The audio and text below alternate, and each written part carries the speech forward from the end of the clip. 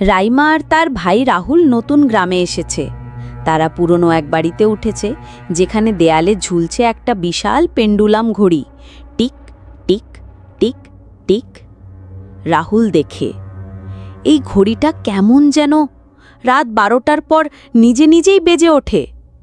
রাইমা, আর তখন মনে হয় কেউ নিচু গলায় বলছে, সময় ঘনিয়ে আসছে। রাহুল চোখ বড় করে, এই যে আবার সেই শব্দ। ঘড়ির দরজা খুলে নিজে নিজে বেরিয়ে আসে একটা ছোট্ট সাদা ছায়া, এক পুচকে ভূত। ভূত মাঝে মাঝে হেসে, তোমরা কি আমার সময় চুরি করেছ? রাইমা আস্তে, তুমি ক্যারা? সময় চুরি আবার কি? ভূত, আমি টাইমও ভূত। আমার কাজ ছিল সবাইকে সঠিক সময়ে ঘুম পাড়ানো। কিন্তু এখনকার বাচ্চারা তো মোবাইল নিয়ে পড়ে থাকে, আমার কাজে আর আনন্দ পাই না। রাহুল হাসতে হাসতে, তাহলে তুমি দুঃখী ভূত?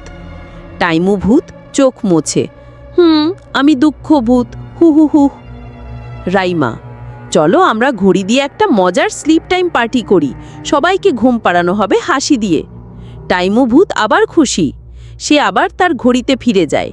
এবার আর ভয় নয়, সময় হলে সে হালকা বাজিয়ে দেয়, ঘুম পাড়ো ঘুম পাড়ো।